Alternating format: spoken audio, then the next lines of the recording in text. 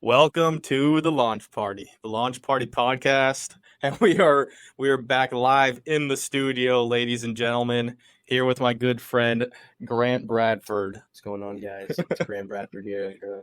aka Grant Bradford, aka Bradford, aka Swole Hamster, aka Steven, aka Soli. What do they call those guys on TikTok? Trying to Danny told me to look that up, and I don't think I'm ever gonna do that again. It was awful. No steroids, guys. At least we're not not till doing we're that. older. Do those. Yeah, we Your want balls will shrink. to reach our natural potential, I think, first before we do all that.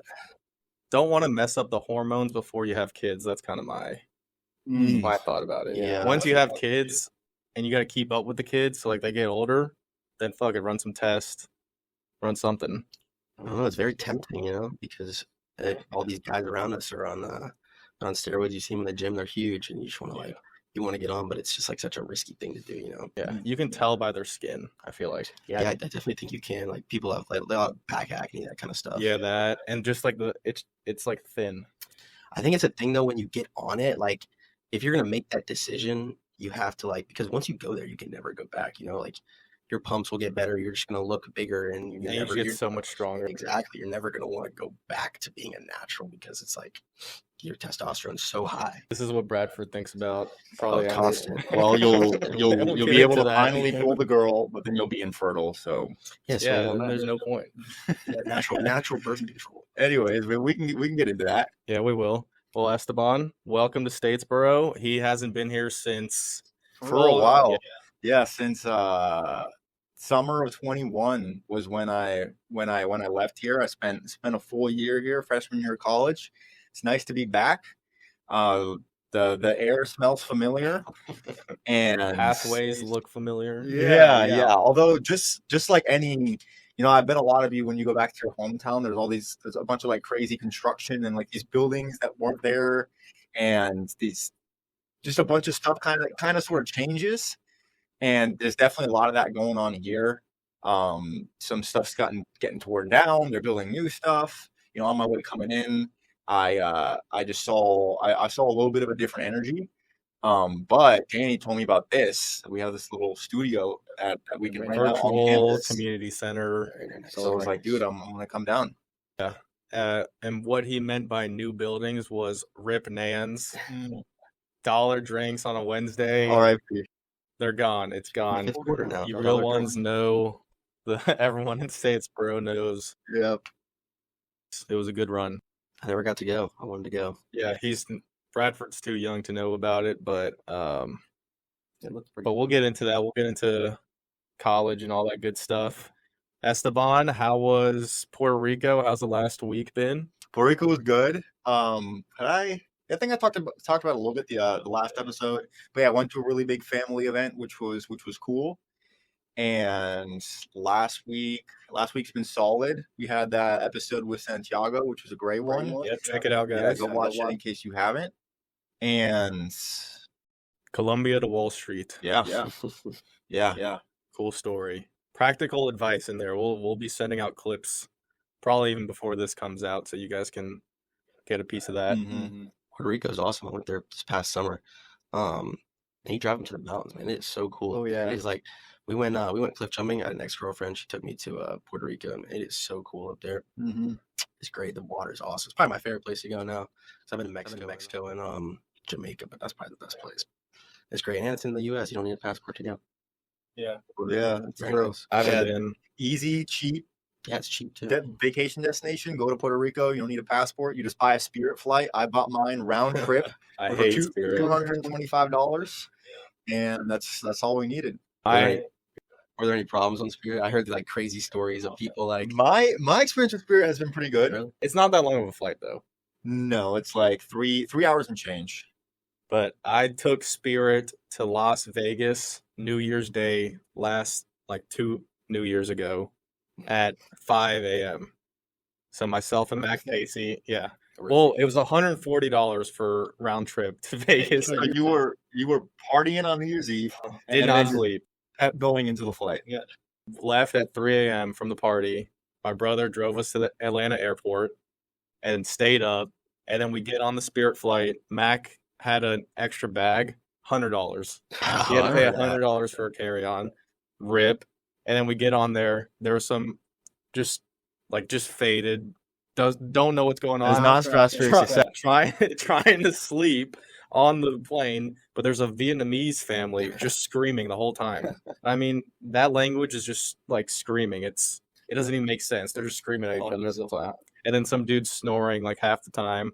And then the trade tables are this big, like about the size of a tablet. So you can't even sleep on the trade tables. Not a single water. Water was $5. Fuck it, forget it. And no snacks, no nuts, pretzels for 5 hours.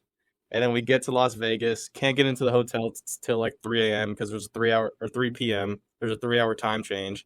And then we're just getting pumped oxygen in the casinos and just wired and just never slept. And that's what you get when you pay what? Yeah. $150 for a flight. You gotta prepare when you That's fly 5-hour Spirit. flight, I think. That's the whole experience, though. You get to see some crazy people on a plane. It's awesome. Spirit might not be around for much longer, though. Fun fact: they're going through a lot of problems. JetBlue tried to acquire them, and then the government shut it down, and now they're probably just gonna go bankrupt and go away in a couple I years. wouldn't be surprised. But Yeah. they're terrible. No one wants to fly Spirits. Delta's the only way to go.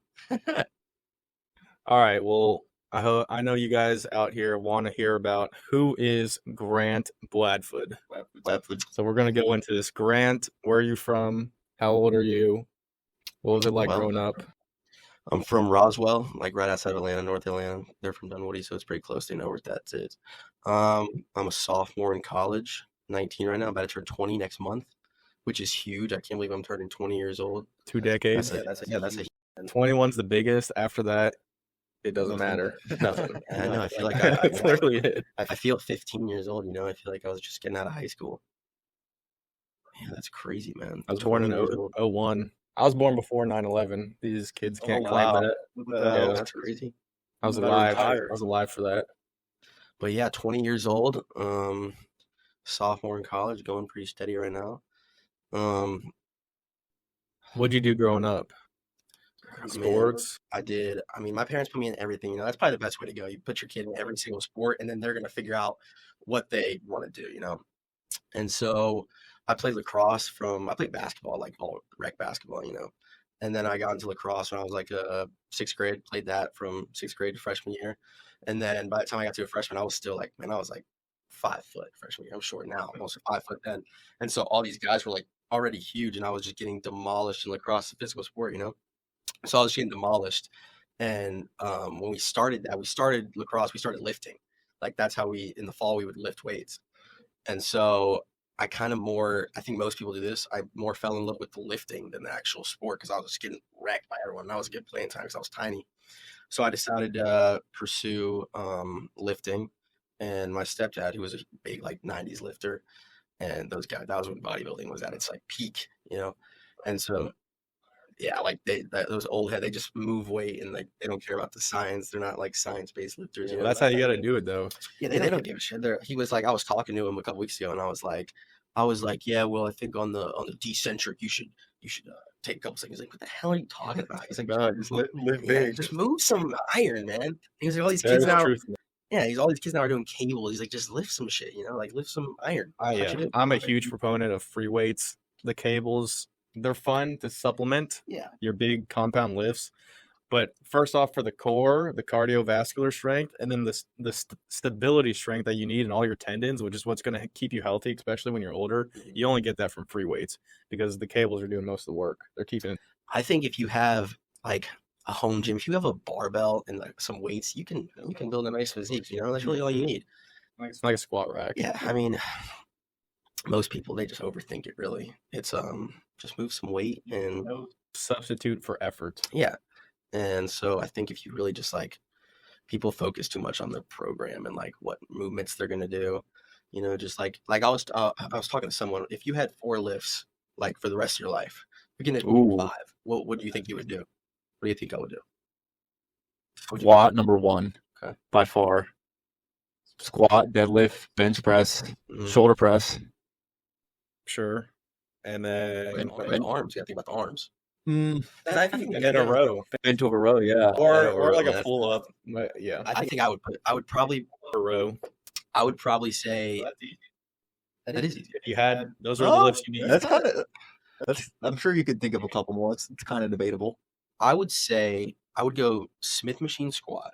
Really? I loved it. I mean, like I've done the heel elevated squats. You know what I'm talking about? And I put it on the Smith machine, and that's I do just normal. Really? Yeah. I think that's a great way to do it too. Because a long time ago, last year, you told me, which is crazy. You told me this.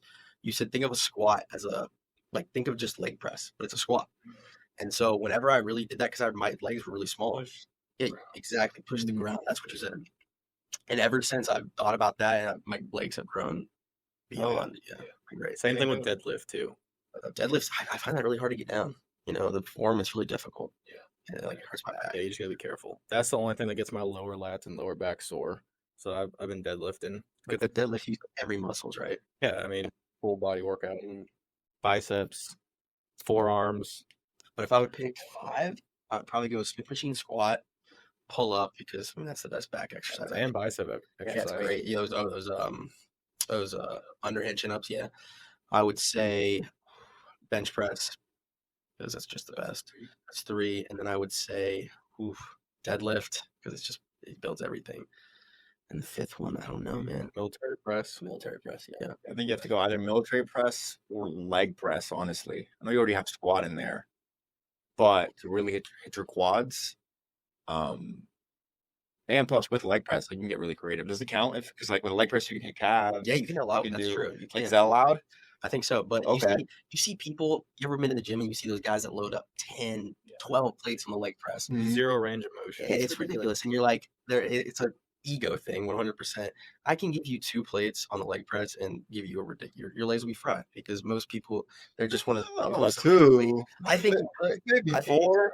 I think people. No, it's all about range of motion, and then what you do is you do close legs, and then which is quad heavy, and then further away, higher up, and lower down, and you just burn out. Yeah. You can get your and then you get your quads, hamstrings, glutes. If you push yourself more farther back, and then you could adjust the back usually too. Mhm. But I've never been a big leg press person. I'm not either. Leg press, man. It's an inferior movement. Yeah, it's an inferior movement. They don't want to do what's hard. They want to do what's easy. What looks showy. Most people, they don't like. It produces I was talking to minimal result. Yeah, minimal result. I was talking to someone at the gym a couple days ago, because I was squatting 2 plates, which isn't that much weight. And I mean, If you get your range, if you're getting down there, yeah, 2 plates is not easy. real reps. Yeah, but at the same time, like in 6 months, 2 plates can start feeling pretty light. Exactly. Oh yeah, no, you got to keep pushing, but it And- depends if you're doing high reps, high range of motion. There's different kinds of squats is what people got to understand. If you're doing ass to grass, you're not going to be able to lift nearly as much if you're doing a conventional like powerlifting squat. Well, that's what I was going for. Like I was thinking, you know who Rich Piana is? Mm-hmm. Like this RIP. Yeah, RIP Rich Piana. Huge dude, like ridiculous. And this guy's whole motto was like, you got to take everything like that far. Like if you want to do something, you got to take it that far. And he was like, put 225 on the bar and squatted for 30 reps, and I guarantee you won't be able to do another rep. And that's what I did. I was like, this past week, I was like, that's what I'm going to do. And so I put 2 plates on the bar, and they got those metal plates at 180, so I slammed them together because that's the best. Mm-hmm. And Those are heavier. yeah, they're heavier. You face them inside, slam them together. And I squatted, and I tried to go for 30 reps. I made it to like 15. And when you're there, you literally, your legs can't move anymore. Mm. And so I finally got to that point where I dropped the bar. Like that's what that was my whole goal for the day, was to make it so I dropped the bar. And some guy came up to me a couple of days later, and he was like, "Hey man, I saw you dropping the bar last week." And he was like, "When I was doing my leg day today, I thought about that." And I was like, "I'm trying to get like that." And I was like, "That is awesome, man. That made me feel so good." So you did your 15th rep, and then you just And I literally dropped it behind you. I was like, let's go for one more. And I had no spot. I put the like safety bars right there. And I was like, we're going for one more. And I was like, because that's what my whole goal was that day, was to push it till failure. And I literally I was like, got there, and I just fucking dropped the bar. I'm At the bottom. Yeah. I'm serious. Nice. I do ass to grass pretty much all the time, so I got to get the safety bars pretty low. Mhm. But if I can't, like sometimes I just get stuck down there, dude. I just can't get back up, and then I'm already pretty low, so I can just kind of like bend over, or you can just drop it back. Because that's where that rep right there is where you stimulate the growth. That's how you turn on that mechanism, turn on Yeah, that growth. Sam Solik. that guy's the best. Bradford likes Sam Sulek. He is a smart guy. Dude, he's so wise. He's a what is he, 22? And he's like, this guy's a freak. I mean, for people that haven't seen him, yeah, you got to look this guy up. And most people will say, we talked about this, he's always on steroids. But there's a difference between being on steroids, like you got your guy on steroids, and then you got your guy that works his ass off and is on steroids. And it's a different type of look. Like Sam Sulek, he's just a freak of nature. Yeah, You know? he's also just a freak of nature too. And he's drinking a gallon of chocolate milk a day. Was he like the guy who really got you into fitness content, or were you already into fitness and then you found him? The first guy, I He's think, more recent. yeah, He blew up recently. I wasn't big on the whole YouTube, like, you know, Alex Eubank is, you know who that is, and it was like the first guy that I really saw that was like, okay, because when you start lifting, I think you want this like aesthetic physique, like you want to look cut and lean, because I think for me myself, like I got into lifting for girls, like that was like my whole thing. I want to get big, so Which is what a lot of guys do, and that's yeah, great motivation. that is good motivation. I think Probably our number one motivation. We could get philosophical. Oh yeah, definitely you can go into that, but definitely go into that. But I was like, I saw him, and then as you get into it, you want to get just bigger and bigger and bigger and bigger. And so I saw the Trend Twins. These are like these other guys. They're just ridiculous. They just scream at each other the whole time and deadlift 700 pounds. But and then I saw Sam Sulek, and he's like a calm guy. He just talks to the camera. And that guy, I was like, I saw this guy, and I was like, all right, this is what I want to be like. And he's a freak, man. Yeah, no, he's a smart guy, pretty wise. Sure. what was it like getting your first gym membership, getting consistent for the first time? How old were you? What was that transition like? I feel like we all have a story behind that. So You started because of sports. I got into the gym. My parents are like, they're big gym goers. Like they're more like, you have your people that my mom, she goes to the gym every day. She just wants to stay in shape, right? Mm-hmm. Goes to the gym. I mean, I would tell her that she doesn't work that hard. But, Yeah, but you know, she gets relate. Yeah, she's on the phone half the time talking to her girlfriends and like whatever. And she just, you know, she likes to stay in shape, some leg curls, leg press, whatever. Mhm. And she goes home. And I used to go with her when I was like 10 or 11. You weren't even allowed in the gym that young. Oh shoot. And they would get me in there, and I'd have people come up to me all the time. They'd be like, "How old are you?" And I'd be like, "I'm 10." They're like, "I don't think you're allowed here." And I'd be like, "It's fine, don't say anything."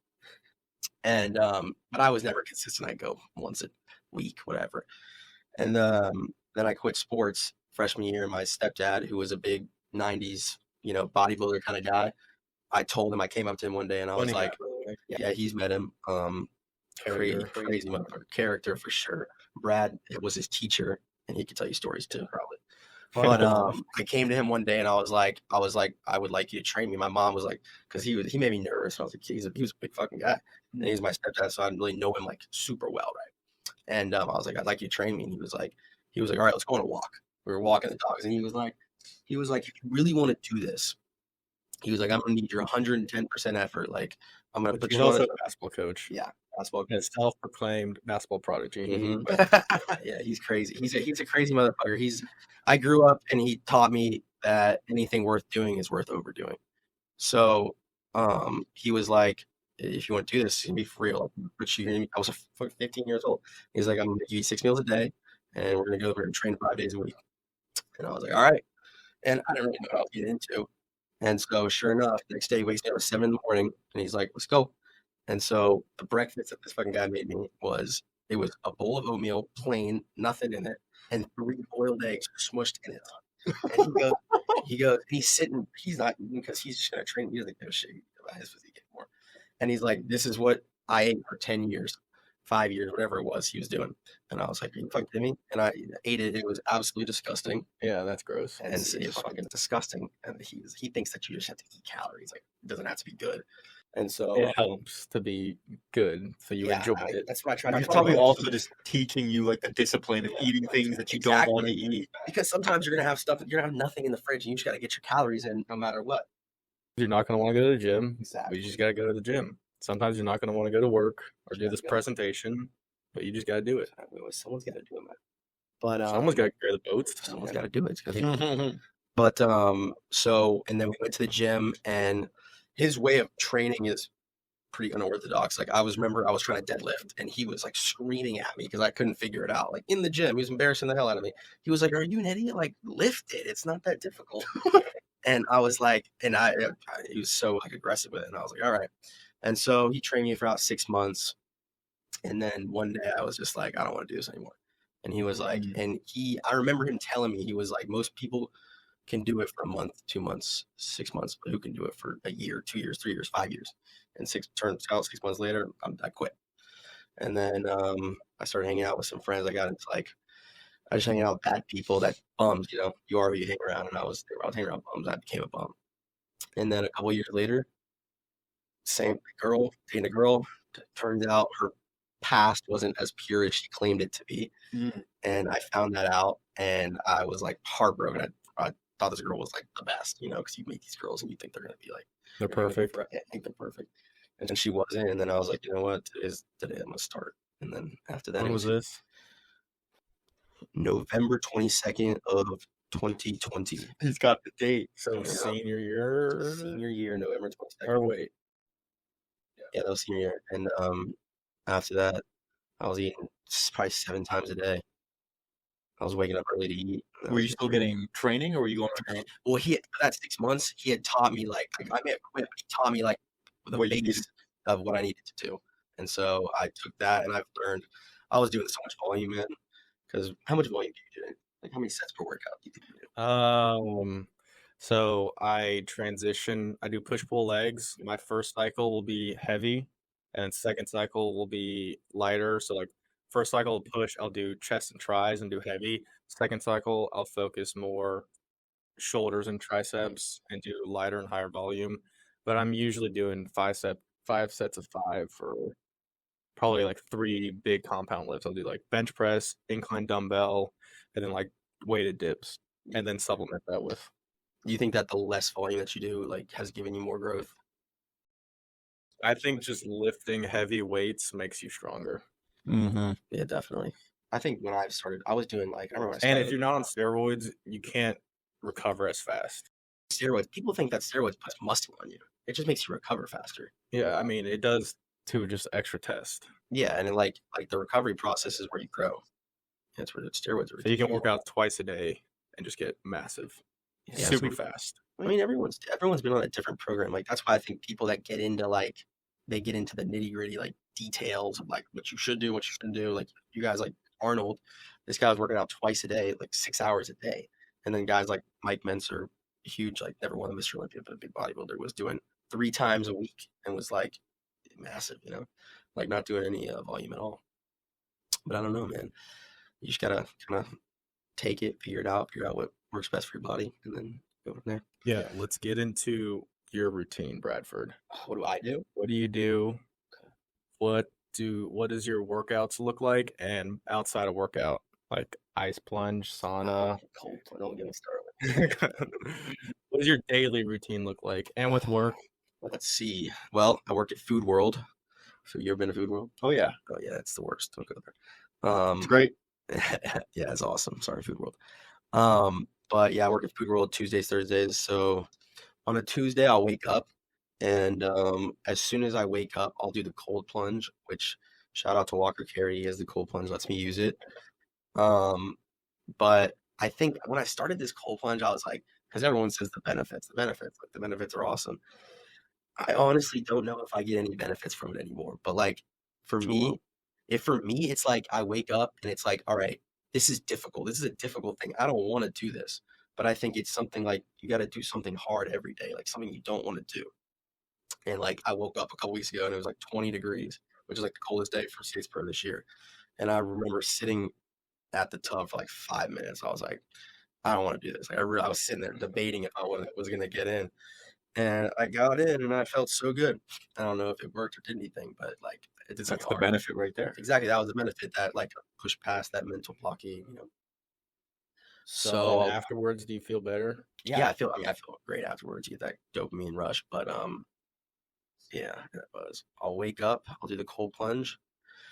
I'll come in, I'll have my first meal of the day, and it depends on the time I wake up. Today was 11. I'll have 3 eggs, 2 pieces of bacon, a bagel, cream cheese, probably half a liter of chocolate milk. Yeah, A lot of chocolate milk. That's my thing. And then I'll wait an hour, drink some pre. We talk about pre, man. I'm addicted to that What stuff. kind? Rise, ring pop. Best breed. Mutant Madness, $20 on Amazon, That's good. 350 straight to the dome. What about you? What do you take? Anything? I used to crush C4s like the can. But nowadays I try to either just regular coffee, sometimes just black coffee, or just go raw. No I break. feel like the coffee dehydrates me too much. Yeah, you gotta drink water then coffee. Yeah. I try to drink as much water as I can. Like I think water is like the lifeblood, man. If you can drink a lot of water, it makes your skin better, makes you feel better. Yeah. Are you on creatine? Oh yeah, of course. Yeah. So Especially then with you that. gotta drink a lot of water, or you'll be shitting through a screen door. I think everyone should be. I think even if you're not working out, you should be Yeah. taking creatine. Only thing is with endurance, like with running, I feel like you can't last as long You think? I don't. on creatine. What is this? My taking muscle, creatine? I don't know. That's what I heard, that you can't, like long distance running. It's not good on creatine. I've never been good at cardio, man. I think I should start doing it though. My cardio, and I would advise a lot of people to do this, especially if you hate running or sitting on a treadmill or whatever the fuck. Do something enjoyable like basketball, pickleball, yeah, soccer. Stairmaster. Stairmaster's the Stairmaster best. is easier. It's a little bit hateable, but it's How long really do you good. do the Stairmaster for? Usually 30, sometimes 30 minutes? Yes. Oh my god. 30, sometimes a little bit more. More breed right here. So what I'll do is I'll get on and I'll play chess on my phone. So the time like kind of does, it feels like I'm just having fun. My chess rating, my Stairmaster rating is probably lower than my regular rating. Yeah, he's not good anyways. Yeah. But yeah, if you want to use a cardio machine, I would recommend Stairmaster for the most part if you're trying to go for an aesthetic physique. I hear it. You need the cardio. I hear chess makes you smarter. Oh yeah, definitely. I think a lot of games, especially chess, you got to think multi-dimensional. You got to think about a lot of things at once, and you have to predict What the person's gonna do. what your opponent is thinking and what they're going to do, and then how you're going to react to that, or the different ways you can react to that. So I think it's kind of like strategy in life or in business. It teaches you to think ahead and think of a lot of different things at once. A lot of it is pattern recognition. A lot of like chess pros will tell you that you don't have to be a smart person to be good at chess. Like anyone can be good at chess if they just put in the time to learn the right patterns, and then eventually the concepts of the game will come to you. But if you have a 50 IQ, you can probably won't be a pro, but you can be pretty good at chess. You just gotta put in time. Yeah. Have you ever seen that guy? I don't know what his name is. It starts with an M. Magnus Carlsen. Magnus. I watched a video of this guy today. Today actually was crazy. This guy is late to his chess match and pulls up and destroys his opponent with like 6 minutes to go on his clock. Yeah. And it was like crazy that this guy is able to do this. He's got to be so intelligent. It's I think too, at that level, these guys are like prodigies and geniuses. And for me, it was kind of like this in football and in CS:GO when I was kind of pro. Is they don't have to think about it; they feel it, Right. Yeah. and then the thoughts come to their brain. But they already know what's going on and what they have to do. Like it's like subconscious. What were we talking about a couple days ago? Me and you were talking about this, Danny. Do you think that intelligence requires discipline, or do you think intelligence is just a natural genetic gift? We'll think about this logically. We'll go through a scenario, and because we see this a lot. So somebody that's in college right now and has a 2.2 GPA, and they're a finance major, let's say. Okay. They claim to be very smart, but they have a 2.2 GPA because they obviously say they don't care or they're not disciplined. Now, if you were actually really smart, wouldn't you do what you needed to do, because you would think this out logically, to complete your goals, which would be to graduate and get a job and have the highest GPA possible so you can get the best job, and then use that intelligence to do good in your classes? I think, yeah, that makes a lot of sense. So I feel like it would be unintelligent to not try in school, because if you were thinking logically, that would lead to a worse outcome in the future. Yeah, I think most people just... But there is nuance to this. Unless you had something crazy that you're working on in the background, to where the ROI of doing that is better than doing your classes. But yeah, for that example, for 98% of people, and even just in general, I would say. So your question was, does intelligence require discipline? Yeah. for all practical purposes, yeah. Because in order to really get anything worthwhile out of your intelligence, you need to be disciplined in order to use your intelligence for a long period of time. So yeah, I see your point where it's like It would be unintelligent to not do what you needed to do. right.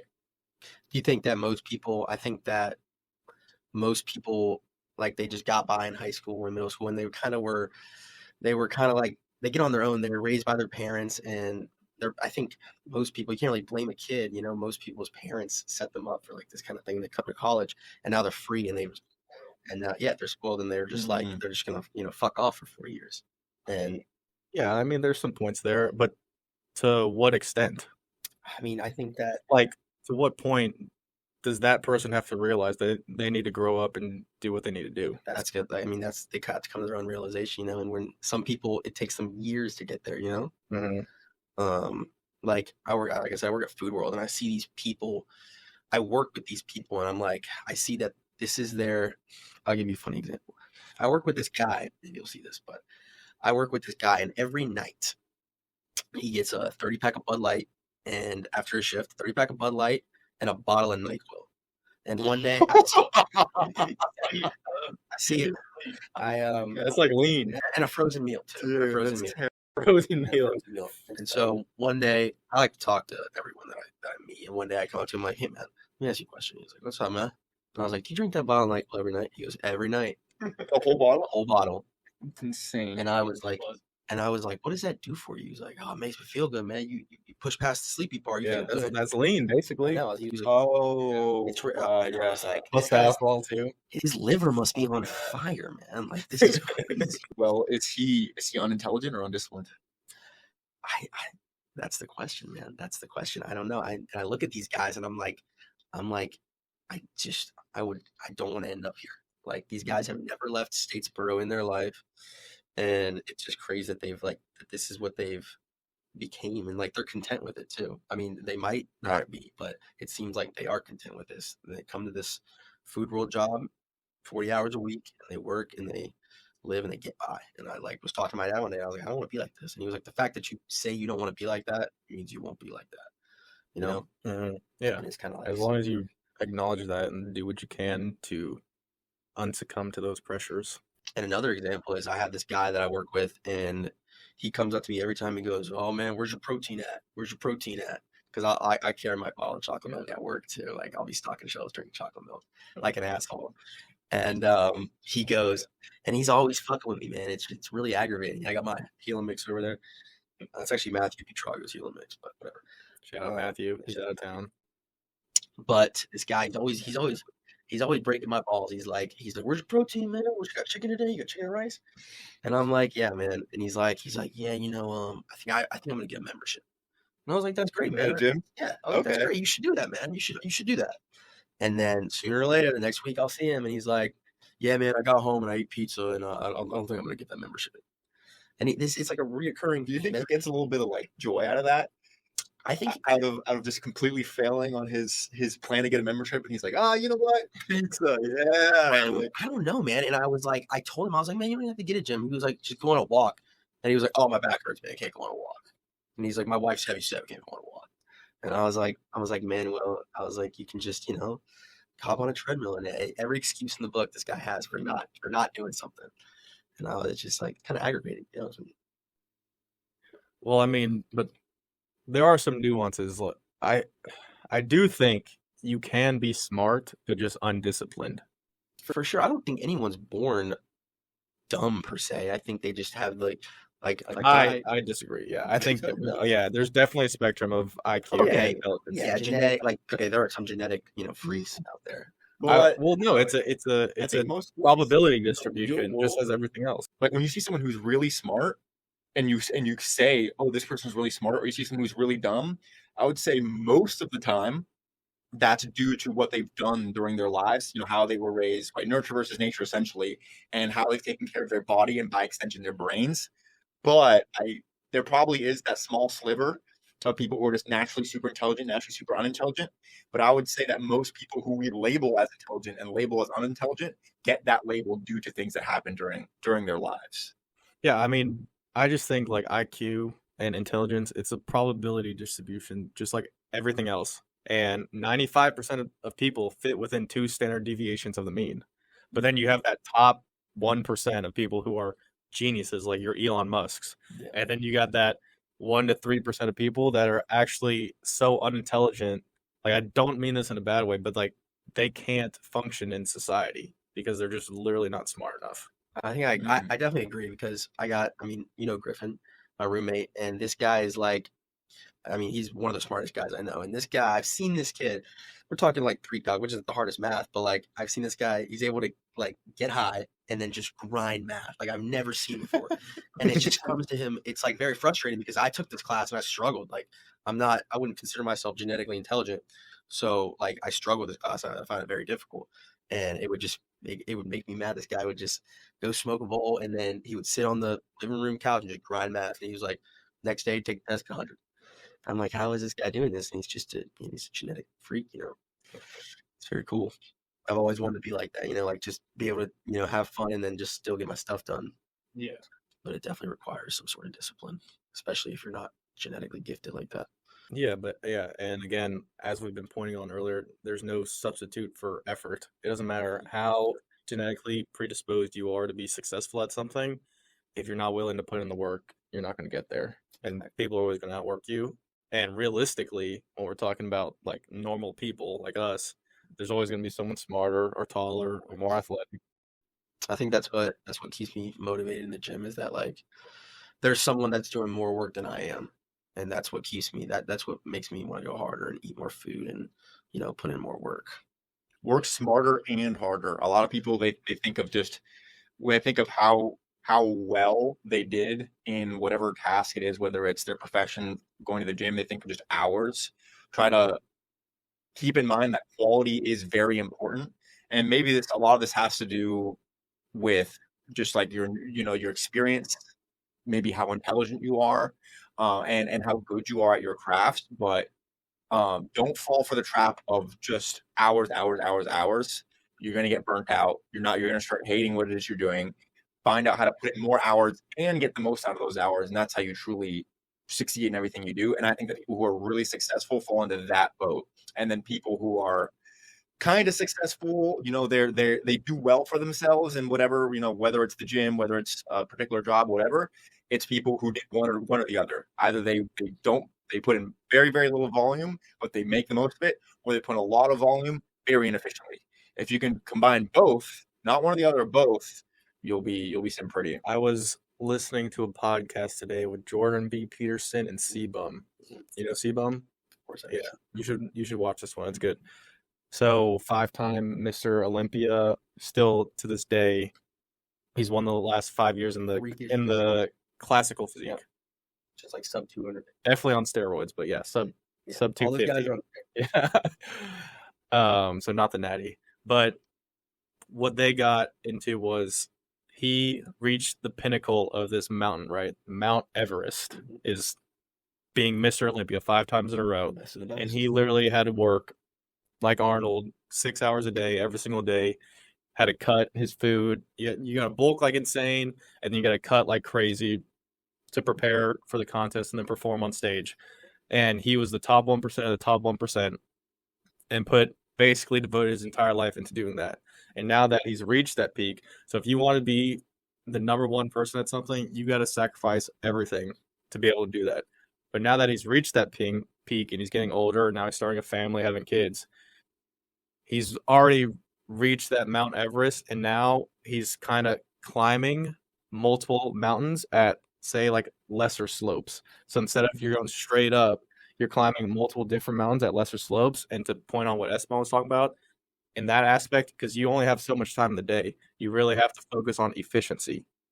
And so in order to progress towards multiple goals at the same time and climb multiple mountains, you have to be efficient in each and every aspect.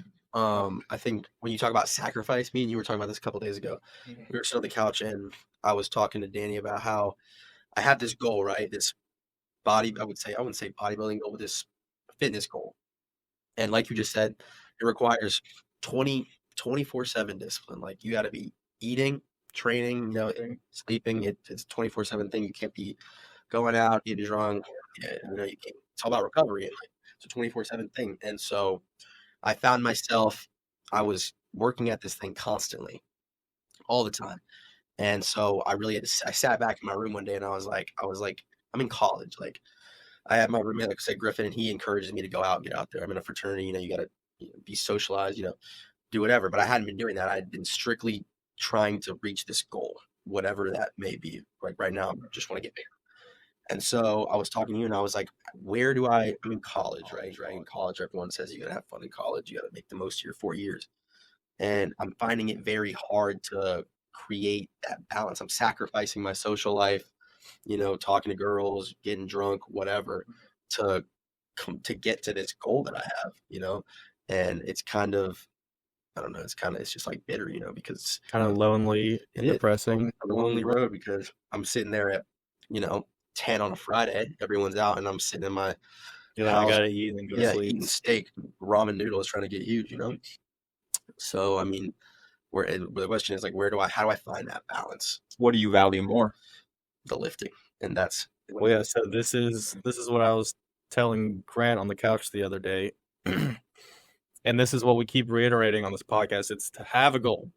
It doesn't matter what it is. Pick a goal, okay, and do everything you can in your power, using your own rationality and your own logical thinking and your own effort to pursue that goal. And then so you aim. That's what that means. To have a goal means to aim, and then you shoot, and then sometimes you miss the mark. Which I think the way Bradford has explained this is he's not completely fulfilled in the process, in the journey that he's on it right now.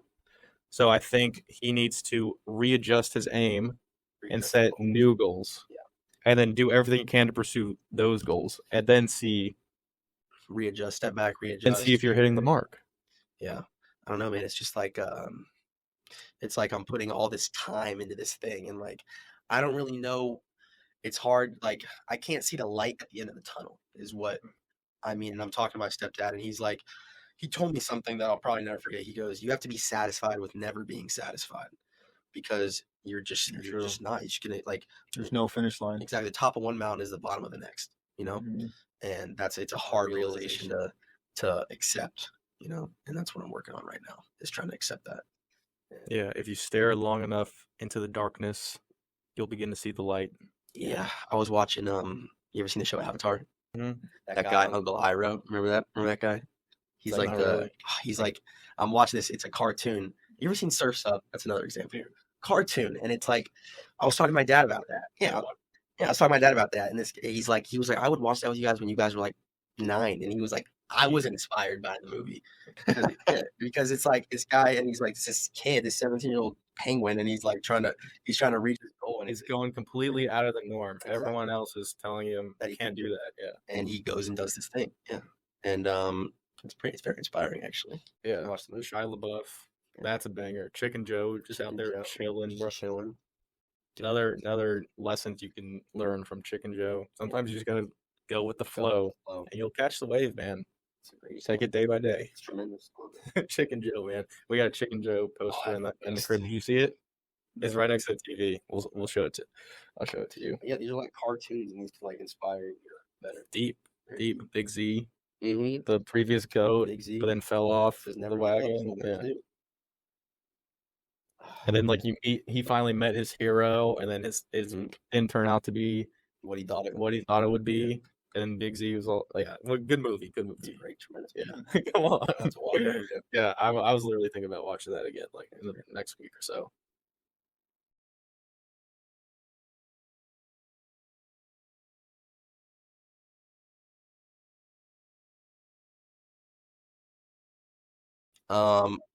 Well, maybe we can get to hitting that goal. Well, I remember before I started lifting, and I always talk about lifting as like everyone's always like, because it always goes back to the gym. They're always like, "Why you don't have to go to the gym. You don't have to go to the gym." And I'm like, the gym is something that like you do this thing today, and you're not going to see the results tomorrow or the next day or a month later, but you're doing something now. Yeah, you're doing something now that you're not going to see the results for it. That's great discipline. But before I was doing that, I told myself, I was like, I'm going to apply to one school and I'm just going to party. Like that was junior year. That's exactly what I thought. Georgia Southern was the one to go. Applied to one school, came here, and at that time when I applied to school, I was just, getting by, doing nothing productive at all. I would come home from school, hang out with my friends, do something stupid, and then that was the day. And so I picked Georgia Southern, and then I ended up getting into that whole lifting thing. And I was like, I'm gonna take school seriously. Like I was just gonna fuck off for 4 years. And so I met my dad was really telling me, he's like, well, what do you want to do? This was like senior years. Like, you have to figure that out. Like not now, but in the coming years. And so I was like, maybe I want to be a financial advisor, because financial advising is essentially you're selling yourself. Like you're selling, like your client needs to trust you with their money and like their financial decisions. And so, I was like, well, I'm a personal person. So I think that'd be a good thing for me. And so that's why I was like, all right, I'm going to pursue that. And I met my dad's financial advisor. He explained the whole thing to me. And I was like, all right, this is what I'm going to do. And so these past couple of years, I've been rethinking, readjusting. And so I think I'm going to go into medical sales, because I think I think I'm going to. A marketing sales degree. Yeah, right now I'm in finance, because financial advising.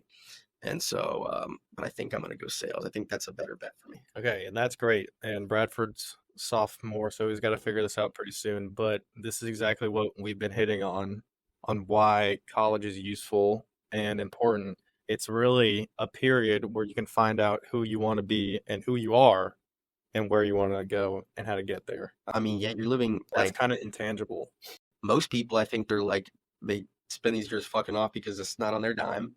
Their parents are paying for the rent and all their other crap. I have nothing to lose. Yeah, and they're spending this time in 4 years, because the habits you make now. Yeah, how are you just going to break that? The habits you make now are going to set you for like the rest of your life. Like, what you Mhm. do today is going to determine like what's going to happen for the rest of your life. For like smoking every single morning. Well, I mean, how are you going to break that habit?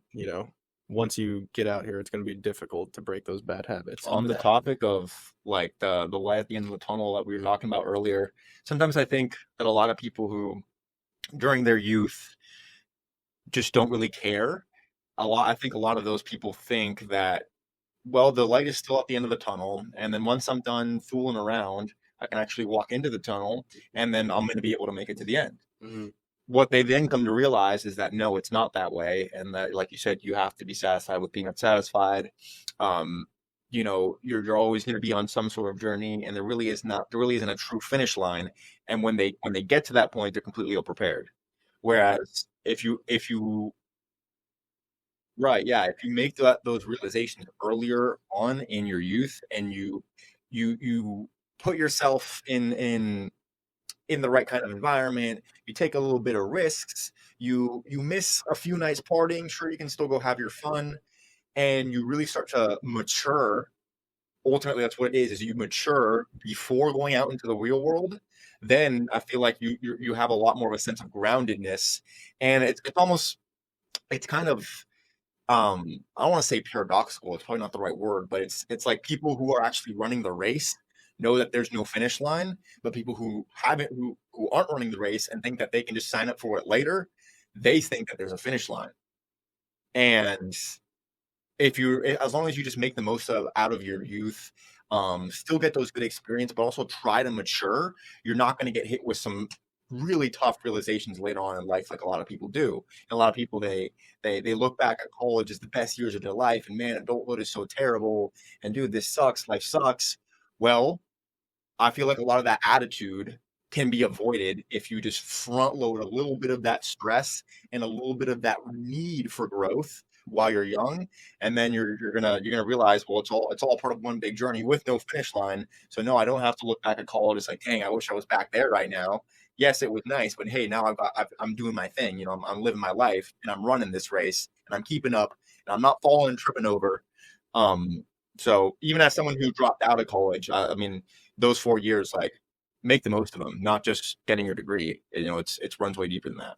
Yeah, and that's what I've heard from a lot of people that have gone on to the real world after college is yes, college is great, and in some aspects they wish they were back, but you got your own responsibilities. You got a whole different world out there that you need to conquer, and a different life outside of college once that's over, and still a lot of things to do. So most of the time, you won't be fixated on coming back to college I unless re- you're just doing nothing.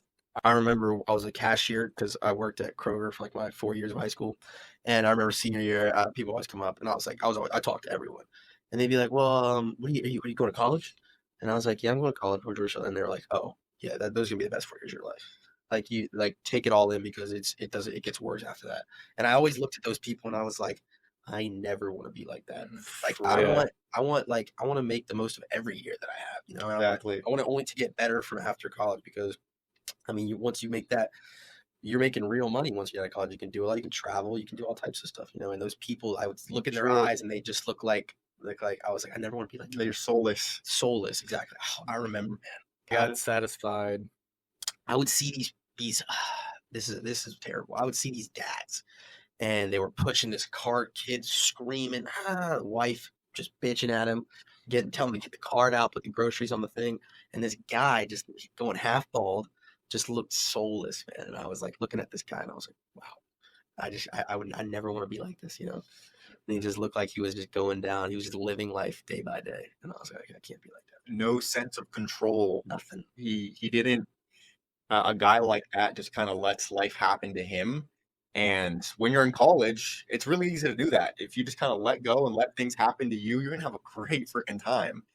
Because, like you said, you're on your parents' dime. Mhm. You don't really need to take much responsibility for your own circumstances because everything's kind of planned out for you. All right, here's my schedule. I go to these classes. Here's the bar where everyone goes to. I live at this dorm. Oh, I live at this apartment. It's all pretty easy. And then if you take that mindset and say, all right, I'm going to get this job. I guess this is what I'm going to do. Oh, this girl likes me. I guess I'll marry her. Oh, now I've got kids. Oh, now they're screaming. Oh, I'm going bald at 35. That's just how it goes. Mhm. And it's like, no, it doesn't have to be how it It doesn't have goes. to be like that. I mean, there's a couple things. Number one, if you are in a situation like that or in a difficult situation due to like external forces, sometimes you do just got to take it day by day. And this too shall pass, as Tom Hanks said. Um, but but like we've been reiterating again and again, the reason why, and Bradford gave that example, that guy is just stuck in place. And you just And can't we get out. keep, yeah. So what we've been saying, and this is definitely true, to have meaning and purpose and fulfillment in your life, you have to set a goal and you have to go on that unexpected journey. Mhm. I think it's about working. You'll discover things along the way. Yeah, you got to work towards something. Can't You can still take it day by day while controlling each day or controlling your inputs each day. Um, you can also take it day by day while just kind of letting the day by days happen to you. So I think you're right where it's like when times get tough or like when you really need to focus in. Yeah, I mean, narrow in, like focus up. What do I need to do right now? But that's, you can still have the right mindset going into that. You can think long term. Yeah, a lot of people fall for the trap of like, oh, I've got all these big long-term goals. Like I want to do this in 5 years. I want to do this in 10 years, and they never really think of the short term. I've heard, I heard, um, a sales coach that I follow. He gave me good advice. He said, set your goals in 90-day increments. Anything beyond 90 days starts to get a little bit murky. Sure, you want to do a few things in a year, 5 years, think of those more as plans. But in terms of non-negotiable goals, like this needs to happen, 90 days. And you can change your life in 90 days. So Yeah. in a way, it's like narrow it in while also having hope for the future, but don't only think of the future and forget about the present In when it comes to what business, you need to get done. in business, we would call that strategy versus problem solving. Strategy is long-term goals for your organization, like your mission, values, and then problem solving is the more practical, technical things that are going on day by day that you need to figure out a solution to. Same thing in your life. And you can't just think, oh, I just want to be somewhere long term. You got to do the day by day things in order to get to that place in the future. When you talk about long-term goals, it's makes me think that everyone like you ever been to the gym I always go back to the gym on July 1st. It is ridiculously packed, right? Like, January or 1st. sorry, I'm sorry, January Yeah. 1st. Yeah, you're right, I'm sorry. Uh-huh. January Year's. 1st, and New Year's. Uh-huh. And everyone's coming in with this motivation. Motivation. That's what they always say, motivation.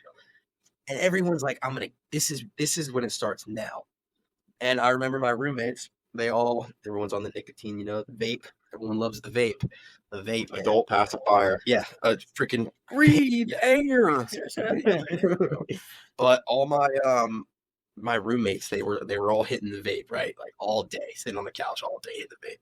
And stealing each other's vapes. And spending money let me on hit your vape, vapes. let me hit your vape, all this. Fiending. And so I remember talking, they were like, this year, we're quitting. We're quitting this year. When it hits that day, we're quitting. And I was like, I remember telling them, why don't you just do it now? And they were like, well, I think setting a day is good. Like, I'm going to do it that day. And I was like, just do it now. Do it today. Yeah, do it today. And Do it right now, throw it away. yeah, I was like, give it to me, I'll take it. And they were like, now just wait. And so I remember one of the Griffin, he woke up the next morning, he was like, you know what, I thought about what you said, and I'm just going to give it up today. And that, just like that, he gave it to me. And I was like, that takes some will. It's willpower. But New Year's, everyone's at the gym, and they all get motivation. They all rely on the motivation. Did the guy fall through? He did. He still isn't buys him. He's still clean. Nice. Very impressive. And after he quit, the other two followed. They were like, Lead by example. Lead by example, exactly. And so very proud of them. They were victims, as I would say, to the vape, and they quit. So, but yeah, the whole motivation thing. Everyone wants to get motivation fades so fast, and like because you see those people in New Year's, they clear out in a week, 2 weeks. You don't see them anymore. You gotta have discipline. You gotta have purpose. And how do you create discipline? That's the question. Like that's so difficult because no one wants to do that. They don't want to come every day. They want to just they're 2 days and they're just like, all right.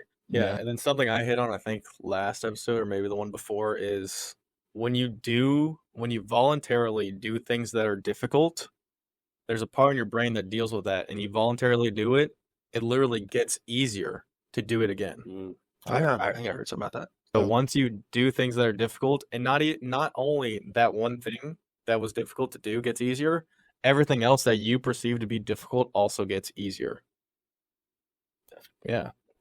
The snowball method. Snowball effect. And a lot of people, they tell themselves on a subconscious level they are afraid to make these big changes or do things they really need to do. Definitely. You can't, as some of you who have listened to podcasts before might have heard this, but you can't get rid of the fear. The fear is always there. Fear is a natural human instinct, and it's pre-installed into us for a very good reason. You can only choose to have courage and act in spite of the fear. Don't try to wait for the fear to subside to take action. It's never going to. And don't try to control it. Like, the fear is natural. It's just an emotion. It's just like it's a natural response to a sense of danger. So the only thing you can do is you can choose to act in spite of it, and you can choose to walk into the quote unquote danger and do what you need to do anyways. So, don't try to rewire your instincts in order to accomplish your goal. You're always going to fail. The fear never goes away by doing the thing that you are scared of voluntarily. You just get more courageous. The beginning is the hardest part, man. That's the hardest part. And once you get past you take that first step, you're like, oh, it's not that bad. Take the leap, man. And please stop vaping. I'm so glad I because we were young enough to where like we could have fallen into that. In high school and college, like a lot of people I know Everybody fell victim. They just fell victim to it. Victims, man. Victims. We call those people victims. doesn't mean that they can't take control of their own circumstances and quit. If you have a vape addiction, please quit. It's probably going to be the best thing you've ever done in your life. And if you don't have a vape addiction, don't ever get one. That's like, at least I can't even imagine that. Transition into doing Zins, which is just straight nicotine rocks instead of. I think that brings me to the point. Pop out. They quit and then they went to the Zin pouches. I totally forgot about that, but they did do that. But it's definitely better than the produced chemicals in China that are going into your system. Yeah. I hate to say, can I use So I was curious. Why med device sales? I think my mom, she was a nurse for like probably my whole life growing up, and she just recently got into like a new company, a startup, and she's just talking about, every time I'm on the phone with her, she's talking my ear off about it. You got to get into medical device sales. You got to get into medical device sales. And now I don't know. Every time I say something or hear something, it's on my For You page, my TikTok For You page. It's crazy, man. I can't believe it. Yeah, they're I swear they're listening. And so now, like, it's one of the like biggest industries that's growing right now. And I think I think there's potentially a lot of money in it, which probably isn't the best thing to think about. But I think I Well, can that do is a that. good reason to go into a profession is because it's lucrative. There's nothing wrong with that. I think. Do you think that makes you burn out though when you think about just the money? Like when you get into something just for the money, you tend to like be less happy with it. Well, I it depends I on don't what know. else you can stack on top of the money Mhm. in terms of Yeah, it depends. Where do you think that desire. money is going to get you? If you think it's going to get you to a place where you're more attractive to females, where you have a better social circle, if you think that's where the money can get you, where it can, like having a lot of money can definitely do those things for you. Then, I mean, yeah, I mean, gym membership, whatever. Do you think that because I feel like most people they kind of graduate college like they fucked off for 4 years and now they get into something that really wasn't what their passion was, you know? And I think most people I think most people really do have that one thing that they want to do with their life. And when we talk about like that leap, they're too scared to do that thing because I mean, what people will say, the amount of money they're not gonna make a lot of money before, but I think a lot of it is what people will say, and I think that's a huge thing. Yeah.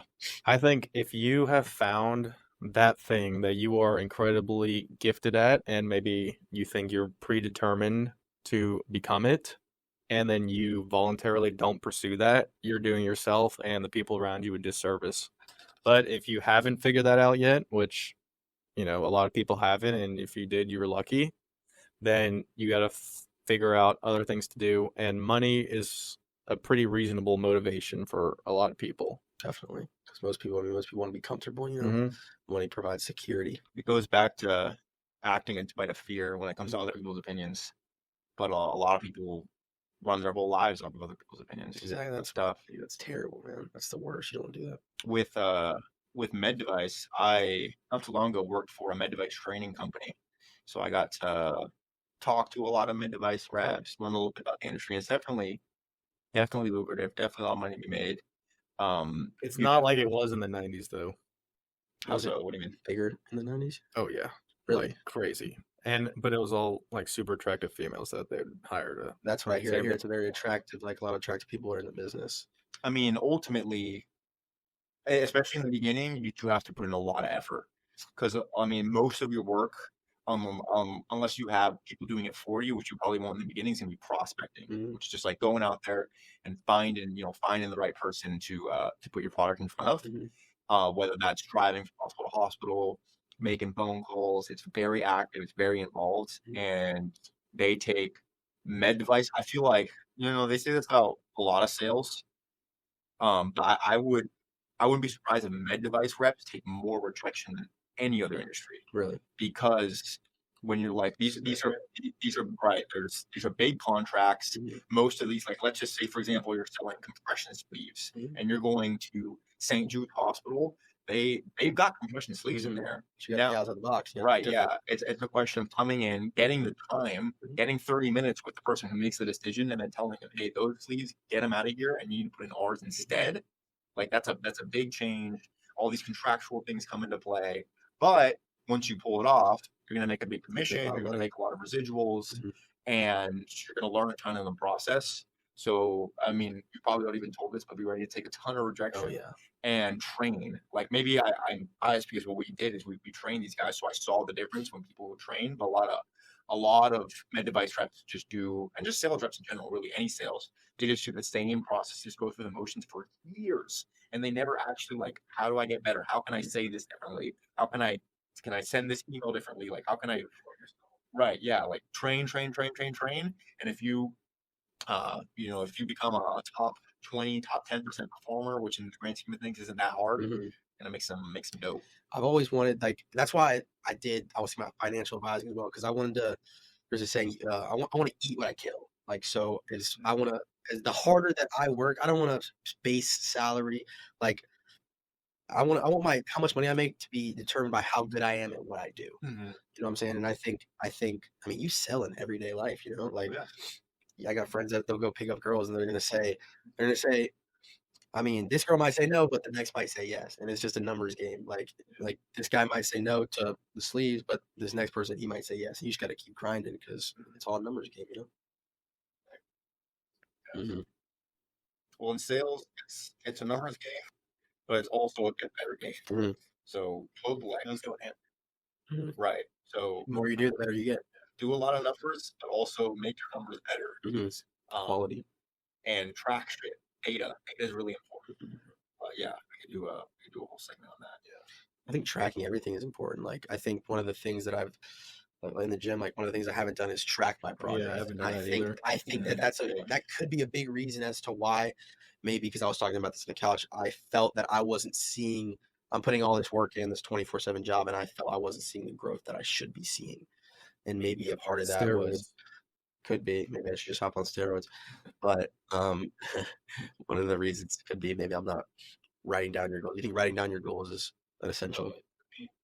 Because I hear a lot of people say that. Write down your goals. You don't have to write them down, but writing is a great tool to have. And what writing is, it's thinking. You have to think in order to write. You have to come up with the words, and you have to have a discussion within your own head of what the right words are. And especially when you're doing goals like that, you need to have an honest discussion with yourself of who you want to be.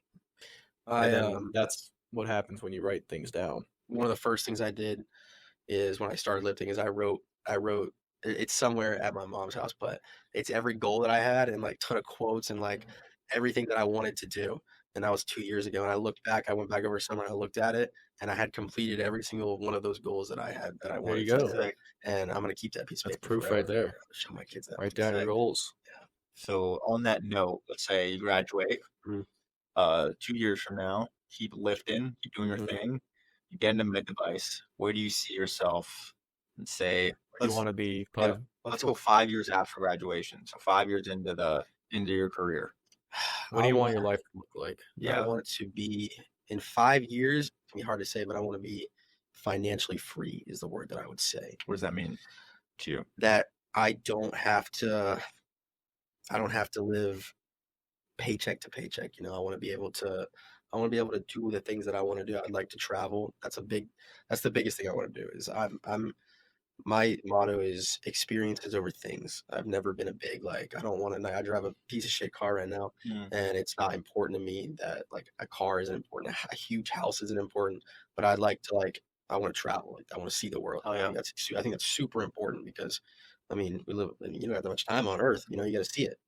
So I'd like to be financially free.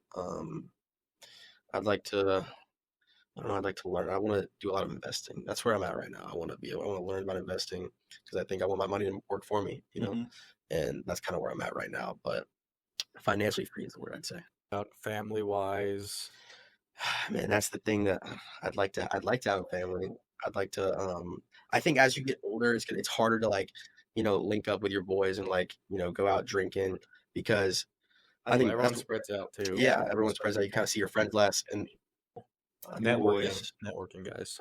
And that's why I think having a girl is really important because you want someone to be on that journey with you, you know, And help you. and help you through it. Realize Because there to back you. yeah, I think every successful person, Sometimes. I think, I heard someone say this, every successful person has been through a point of like loneliness, you know, where like you're just grinding and like, it's like, you kind of sit back sometimes and you're like, this sucks. Like you're by yourself, you know, and I mean, it takes time, but definitely would be nice to have a girl to go along with that journey. Okay, what about 10 years out from now? What would be your ideal life like when you're 40 years old? When I'm 40, I'd like to, oh man, have a wife. It sounds like when you answered the 5 year question, you basically talked on like hitting checkpoints towards a greater goal, which is like financial freedom, the travel. I'd like to, man, I'd like to be still free. I'd like to definitely have kids, a wife, you know. I want to keep working out. Working out's my hobby, man. I'm gonna do that for the rest of my life. It's my favorite thing in the world. Someone's gonna be jacked. Let's hope so. So he better be. Better have some good genetics. Boiled eggs and Yeah, he's gonna be an oatmeal. Yeah.